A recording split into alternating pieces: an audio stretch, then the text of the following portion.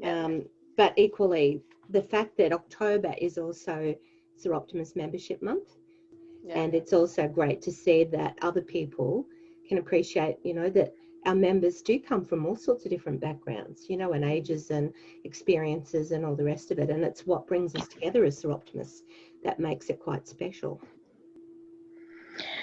Well, Trish is just such an amazing woman. She's like so many of us out there who all have a backstory, and all not so much hide it in the cupboard. We've probably become brave over time because Soroptimist has helped us find our voice to express how we feel and empower ourselves, and learn from others, and become part of a community to build on. So that's also feeding us as well. So what I take from Trish's story, which is amazing, she's such an amazing and a phenomenal cook as well. I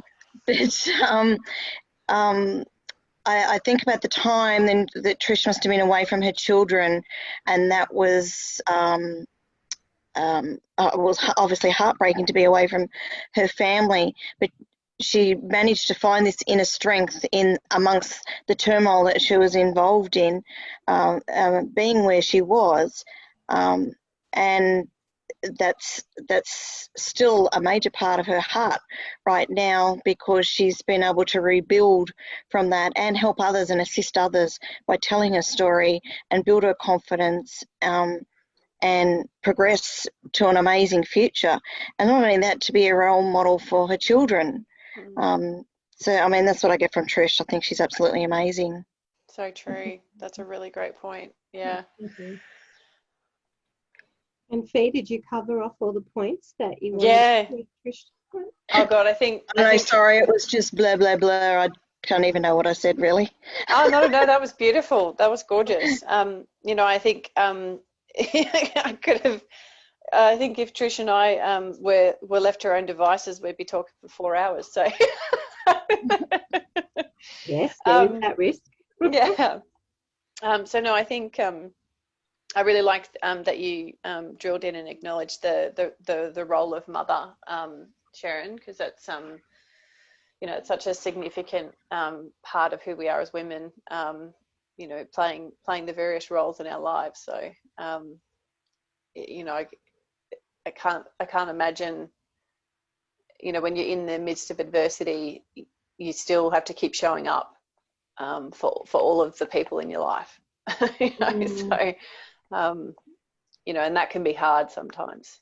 Yeah, look, it was hard. There was a time before I went to jail where I did get to a point where I was so stressed and so fearful that I remember one evening opening the pantry doors and staring at what was in there, and it just didn't register.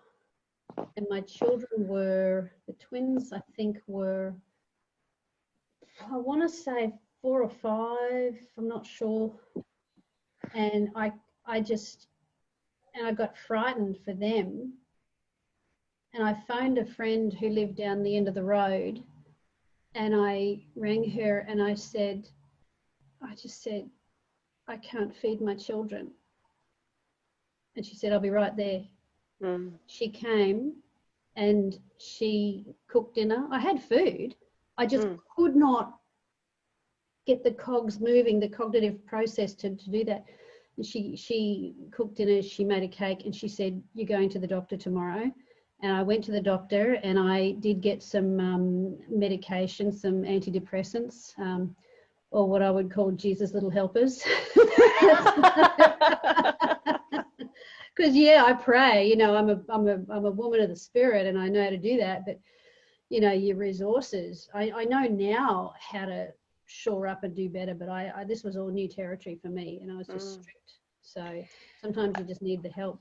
Yeah, and I have a question about that.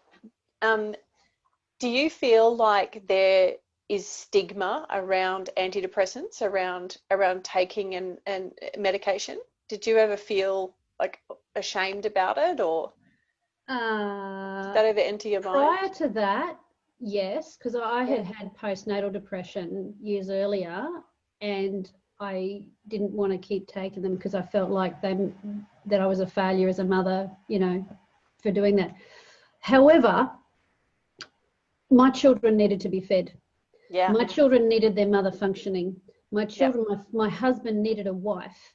Yeah. What we were going through was too big for my pride, Yeah. to stop me from getting the help I needed. So they would they needed me. So that was my motive. And when I came home from prison and I was a wreck and I just wanted to go to bed for the rest of my life, I just did. And some days I did. Some days it was just all too hard and I just went, not doing it. Fortunately, there weren't too many of those and they got fewer. But again, I got professional help and, you know, got some counselling and stuff because, you know, you're too valuable. You can't worry about stigma. You've got to get the help you need for the people that you love, if you love them. Oh my God, Trish, that's like the catch cry. That's beautiful. You're too valuable and you've got to get the help you need so that you can help the ones you love. Woo! Love it. It's so either cool. that or give you a little smack. Sometimes we need that too. Well, I think this is what's really important though about the theme of, you know, let's have a talk about it. And the fact that Trish felt confident enough to ring a friend and say, look, I'm just not coping. And have a lifeline there that comes and actually helps. Yeah. You know, that's really quite special.